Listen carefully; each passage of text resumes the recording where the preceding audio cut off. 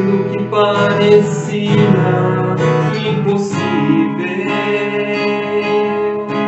aquilo que parecia não ter saída,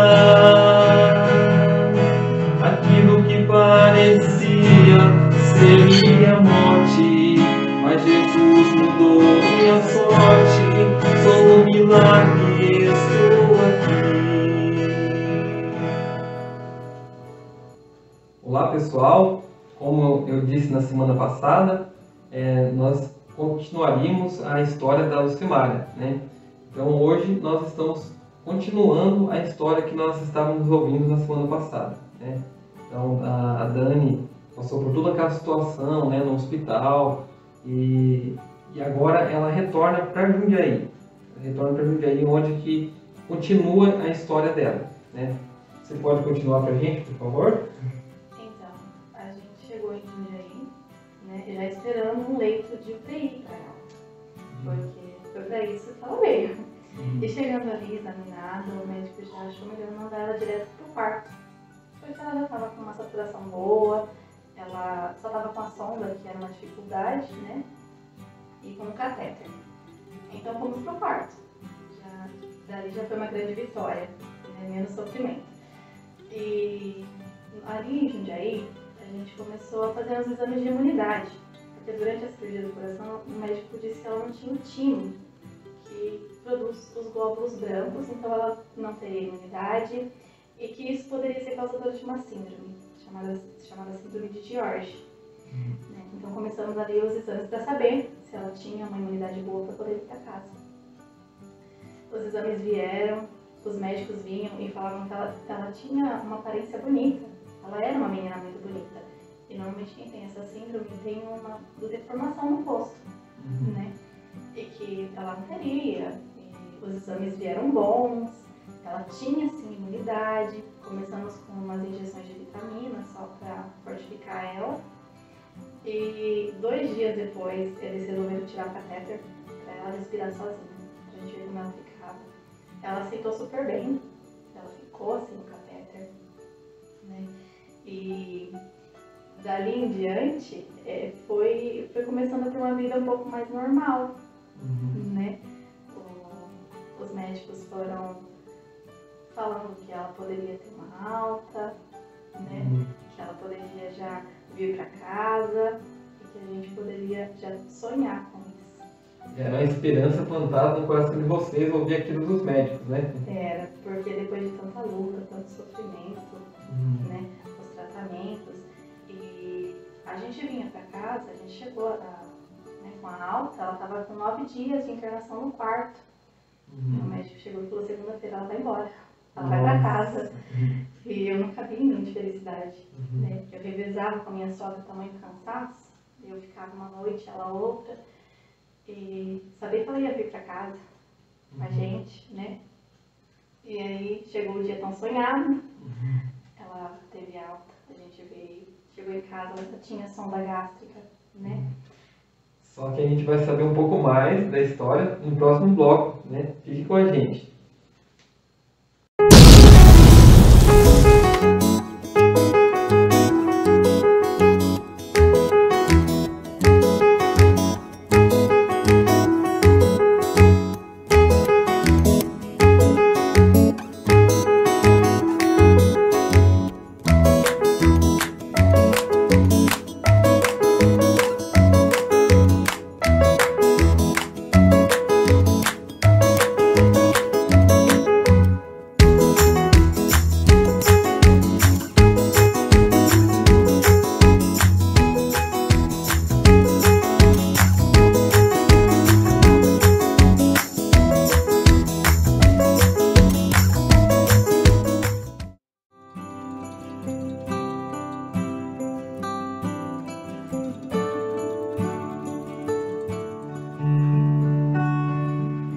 Nada é igual ao teu redor,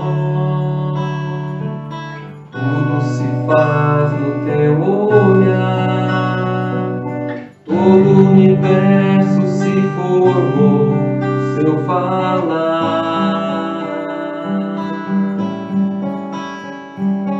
Teologia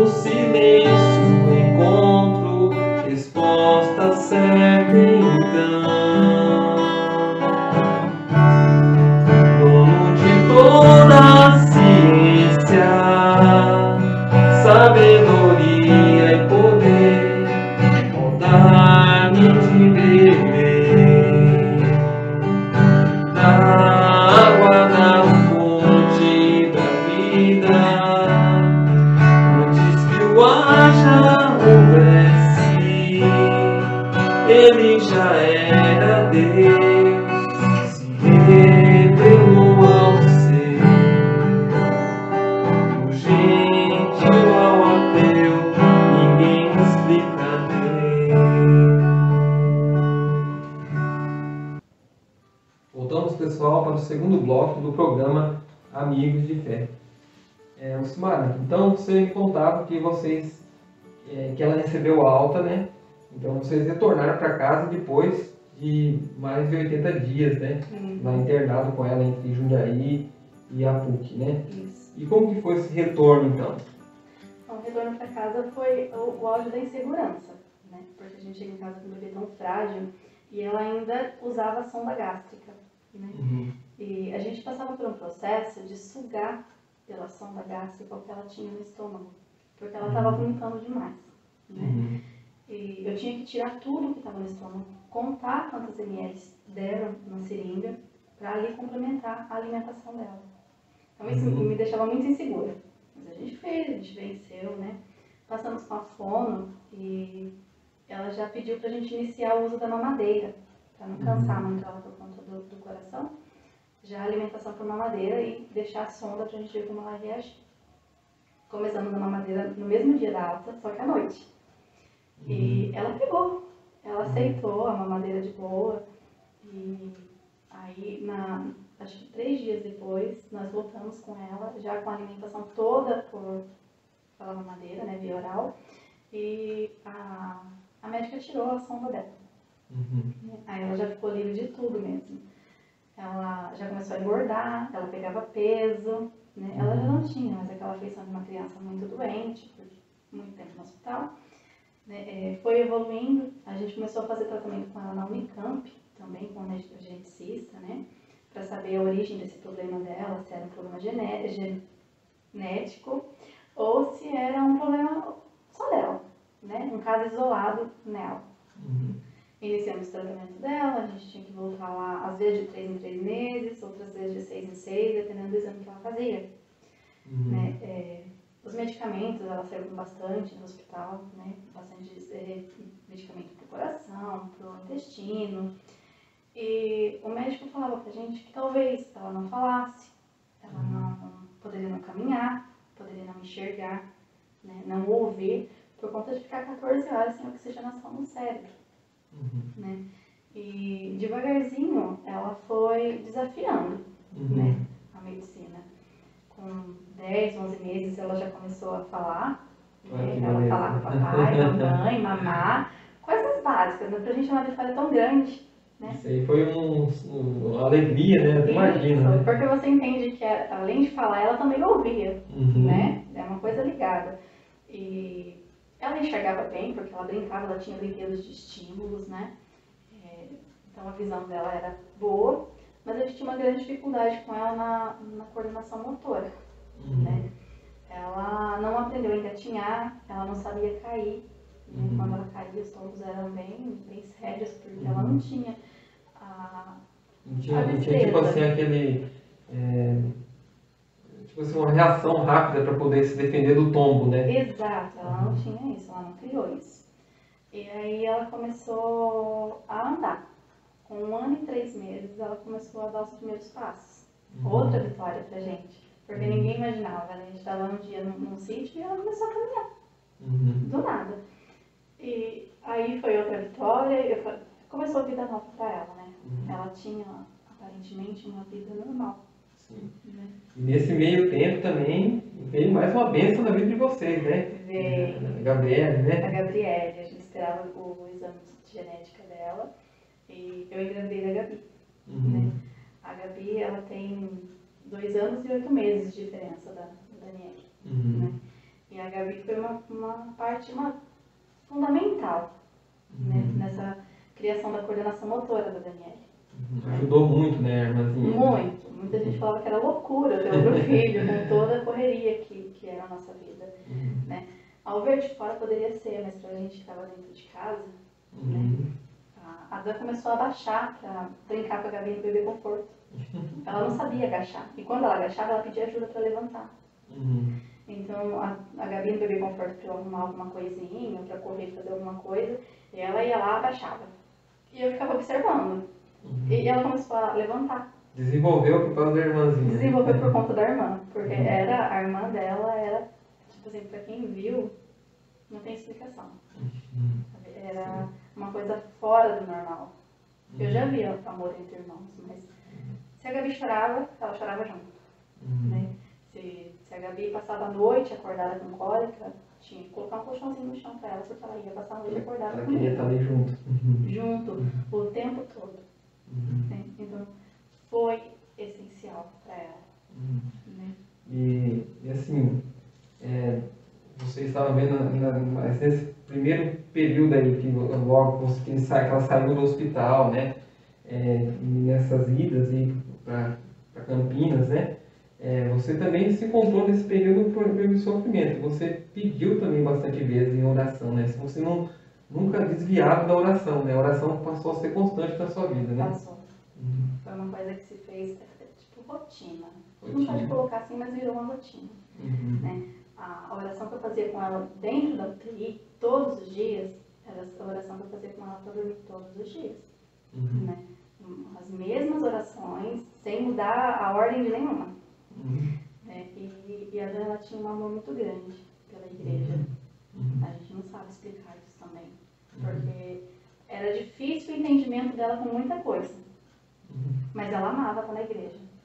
Gostava também. Ela gostava de falar dentro. Às vezes ela brigava, chorava um pouco. Quando ela começou a desenvolver essa questão da coordenação motora, né? Ela saía do banco onde eu estava e ela ia lá com o seu João, que era o vô dela, né? Então ela me deixava onde eu estava e ela com ele. E isso foi importante para ela. Ela criou uma nova família. E esse vínculo com a igreja foi muito importante, né? Foi. Eu acho que ajudou a gente a vencer, né? Sim. Nós vamos saber um pouco mais sobre essa história, né? Finalizar essa história no próximo bloco. Fique com a gente.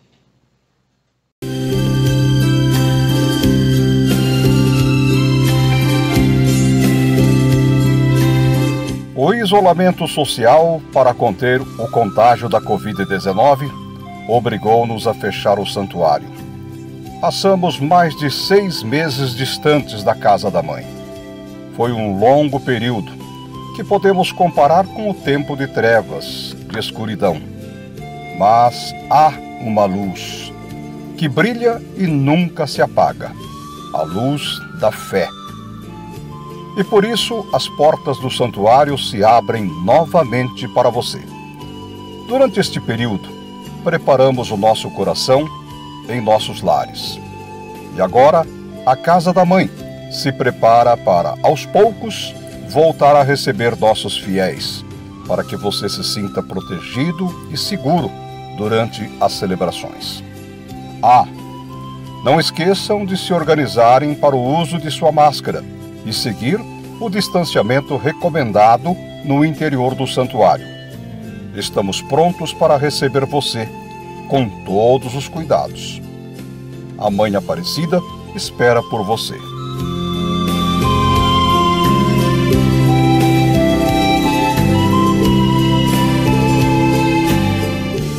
De segunda a sábado, todas as noites, às 19 horas. Aos domingos, às 8 e às 19 horas.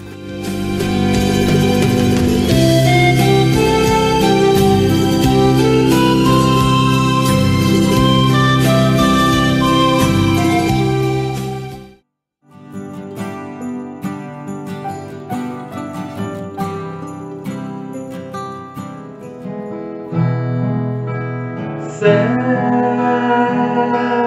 lindo céu, é o lugar que meu Deus preparou pra mim. Céu, lindo céu, onde com os anjos eu cantarei, adorando ao Senhor.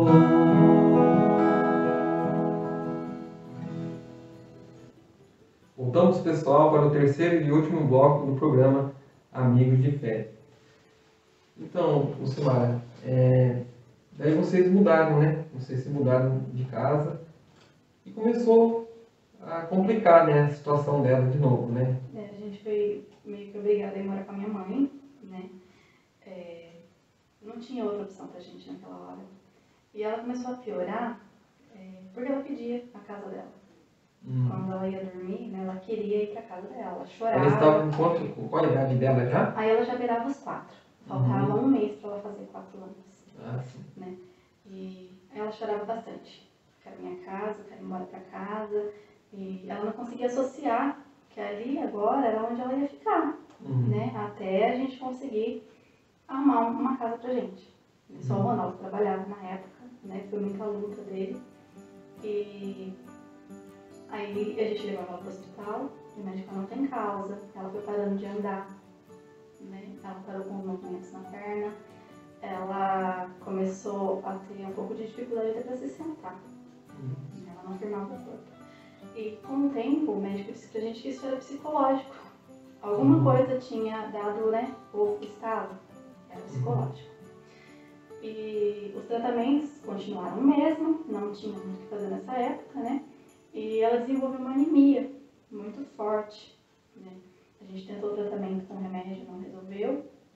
A gente tentou aí uma transfusão de sangue, né? Ela recebeu sangue e de momento resolveu, né? Ela saiu do hospital bem, mas alguns dias depois a gente voltou para consulta com o hemato e já estava anemia de novo. Né?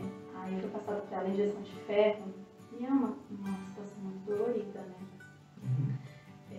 Eu olhava para ela deitadinha na cama quando ela dormia e meu coração dizia que ela estava indo embora. Né? E às vezes eu comentava com o Ronaldo, ela tá indo, ela tá partindo. E era doloroso pra gente chegar nessa conclusão. E por conta de todo o tratamento ser muito doloroso para ela, ela chorava demais. Assim, ela não parava. Eu fui parar diversas vezes com ela nesse último ano no hospital, né? Desse tempo que a gente ficou na minha mãe, o tempo todo era hospital. Era um remédio para dor, era um remédio para cólica, era um remédio para melhorar para ver se animava, outro para abrir apetite. E ela tão pequenininha, passando pelo calvário ali já, né? E vocês acompanhando, né? Era doloroso para os dois lados, né? E num domingo, tinha acabado de se passar o Natal, né? A gente tinha passado o Natal em família. E um domingo ela piorou bastante. Eu não conseguia fazer ela andar mais. Ela já estava muito inchada. Ela quase não tinha cor, né? Já estava pálida, os lábios já roxos. E eu não sabia mais o que fazer. E aí aquela cena era desesperadora. Eu tentei colocar ela em cima do meu pé para caminhar com ela um pouco e ela gritava de dor. E eu me suportei. Eu deixei ela deitadinha na cama, eu corri pro banheiro.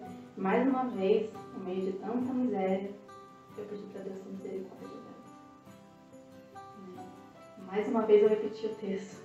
Aquela oração que você fez lá atrás, quando ela estava pequenininha, que você fez na mão, você voltou a fazer a oração. Eu chorava muito no banheiro. E eu pedi para Deus de novo esquecer que a Lucimara existia. Deus, a Lucimara não é ninguém. Esquece que eu existo. Faz o melhor para ela, porque já não tem mais o que eu posso fazer. E ela tinha que passar por uma outra cirurgia, para a correção do sopro. Né? E eu não queria que ela passasse pela cirurgia. Eu tinha medo de perder minha filha na cirurgia. Naquele dia, eu cheguei a pedir para Deus, Deus, se for a única saída para ela parar de sentir dor, leva ela para a cirurgia. Né, que a gente consiga fazer. Mas faz o que for melhor para ela. Eu vou entender. E passamos o domingo em casa. Né, me recompus, fui pro quarto cuidar dela. Eu não gostava de chorar na frente dela. E na segunda-feira a gente foi dormir na casa da minha sogra, né, no dia 29. Aí estava conversando com a minha sogra que minha filha tinha um sonho de conhecer Santa Rita, Sapucaí. Né? E ela deitadinha no colchão já para dormir, e a gente conversava na cozinha sobre o sonho de levar ela Na cidade de Minas, né? Na cidade de Minas, assim que ela se recuperasse. E no dia de Santa Rita, levar ela. A gente fazia planos de no ano seguinte já levar ela. Acabamos a conversa e a gente foi dormir. Ela estava muito inquieta naquela noite, ela não queria dormir. E de manhãzinha, o Ronaldo levantou para ir no banheiro e ela dormia com a mamadeira. Ela tinha o hábito de dormir com a mamadeira. E eu senti que eu estava diferente. E eu fiquei olhando para ela, estava escuro, não conseguia ver. E eu comecei a reparar que ela não estava respirando. Né? E dali já foi um desespero muito grande. Porque a gente já começou aquela correria, acende a luz porque ela não está bem. E o Ronaldo em cima dela, a minha filha não acordou mais. Aí ela, nesse momento que ela foi? Nesse momento ela partiu. Ela deixou a gente. E o vô tentava de todo jeito. Eu estava em choque. Eu olhava para ela e eu sabia que ela já estava indo, que ela já tinha ido. Mas ele tentava, com todas as forças dele, ele tentava fazer ele tentava fazer respiração boca a boca nela, mas ele acabava se afogando com os líquidos que voltavam dela, porque não estava indo para o pulmão do ar. Né? E foi desesperador, levamos ela para o hospital, correndo, mas chegou lá, já não tinha mesmo o que fazer. Ela já tinha partido. Aí o médico chamou a gente para ir lá, para falar com ela. Eu não sentia nas minhas pernas, eu não tinha força. Mas a única coisa que eu consegui fazer foi olhar para ela. Só que enquanto eu via já as perninhas dela vindo abochando sem ar, aí eu me abaixei no ouvido dela e falei: filha, você tem que partir, vai com Deus, vai em paz. Minha mãe vai ficar bem. Não se prende pela mãe. E eu não sei, eu fiquei em choque, num choque muito grande. Eu só sabia olhar para ela ali, eu não sabia o que fazer. Eu queria pegar e sair correndo como se fosse mentira. Eu queria que alguém olhasse para mim e falasse mentira. Não era mentira. Seu esposo também, né? O Ronaldo ficou arrasado, né? Porque ele era a princesinha dela. E ela, no caso, era a princesinha dele, né? E primogênita também. A primogênita e tudo que a gente aprendeu sobre ser pais, né? Foi com ela. E como que ela vai embora e deixa a gente? Eu arrisco dizer que é uma santa, né? Uma santa que vocês têm hoje no céu, uma santinha que é pela qual até nós, mesmo eu, minha esposa como pais também, a gente pode pedir até a intercessão dela, né? A gente sabe que ela foi na pureza da infância, né? Foi, sem maldade alguma, né? E assim, e teve os seus outros filhos também, foram aí a fortaleza de vocês, está sendo, né? A Gabriele, né? O Derek, né?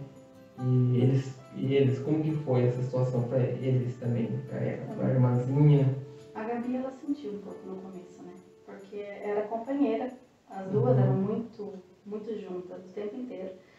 Mas ela ainda ia fazer 2 anos, né? Então, ela esqueceu rápido. Ela sabe da irmã, ela fala da irmã, mas ela não lembra do sofrimento. Né? E depois de quase 3 anos da partida dela, veio o Derek. O Derek também veio num momento conturbado para me fazer mais forte. Né? E hoje são uma base pra gente continuar lutando, para continuar no caminho, porque eles precisam da gente. Eles precisam da gente bem, precisam da gente forte. Né? E você conta com a intercessão dela, né? Eu conto. A gente sabe que os santos inocentes, né? Que abaixo dos 7 anos, já é a inocência pura, né? Que a idade da razão começa aos 7 anos. Então ali a gente tem certeza, ela passou pelo Calvário, né? Ela ensinou muito nessa vida, tanto vocês como nós, como ensina também, ensinou medicina, né? Que Deus que age através da nossa vida. Né? E com certeza ela é a nossa santa, a santinha que a gente tem lá no céu, né? Você fala também da situação de uma rosa, né? Da confirmação, do pedido, né? Você pode falar um pouquinho? Sim, a minha sogra, ela muito católica, né? diz que um dia ela trabalhava como faxineira, achou um livro da novena de Santa Teresinha das Rosas. E ela só comentou comigo, disse que leu a história e que achou muito linda. Porque quando Santa Teresinha, né, quando Deus ia conceder um desejo, um pedido feito através dela, a gente recebia uma rosa, assim, sem, né, do nada. E eu lembro que eu estava com ela uma vez em Aparecida, a gente tinha ido para Aparecida para agradecer por ela ter saído do hospital. Meu irmão tinha feito essa promessa, né, por ela. E nós chegamos lá e eu recebi uma rosa. Uma moça estava caminhando lá e ela largou as meninas que ela estava conversando, veio e me deu uma rosa. E depois de vários dias já da partida dela, eu peguei algumas fotos para ver. E eu vi essa foto minha, dela e da rosa em frente à Basílica de Nossa Senhora Aparecida. E como que, sabe, eu me arrepiei inteirinha. Porque eu tinha pedido. Então eu imagino assim, Nossa Senhora Aparecida, né?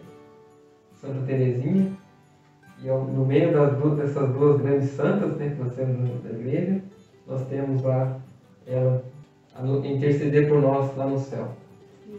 Lucimara, agradecemos a sua participação, né, no nosso programa Amigo de Fé, nos emocionou muito, né? Até sendo difícil para eu falar aqui, né? Mas eu gostaria que você deixasse uma mensagem para as mães, né, que estão nos assistindo, que passaram por alguma situação semelhante à sua, talvez perderam filhos, talvez não seja nas circunstâncias da sua filha, mas talvez por acidente, por assassinato, tantos outros motivos, né? O que você tem a dizer para essas mães e também para as mães de primeira viagem, as mães que estão com medo, né? O que você fala para elas de mensagem? Eu acho que a gente não tem que ter medo dos planos de Deus, né? Porque às vezes eles não são igual aos que a gente faz, né? Mas os dele é perfeito. São planos perfeitos. Então, para quem está iniciando, não tenha medo, né? Enfrenta. E para quem já enfrentou a dor da perda, para quem passa por situações com medo de perder o filho, a gente confia em Deus. Entrega, sabe? Porque não tem alívio maior. Não existe nada que conforte mais do que você saber que seu filho está bem nos braços de Deus, né?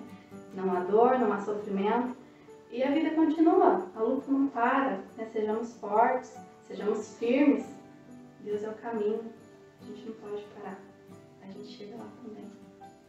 Amém. Então, para a gente finalizar o nosso programa, gostaria que você segurasse aqui Nossa Senhora Aparecida, vamos então finalizar com uma oração. Ave Maria, cheia de graça, o Senhor é convosco.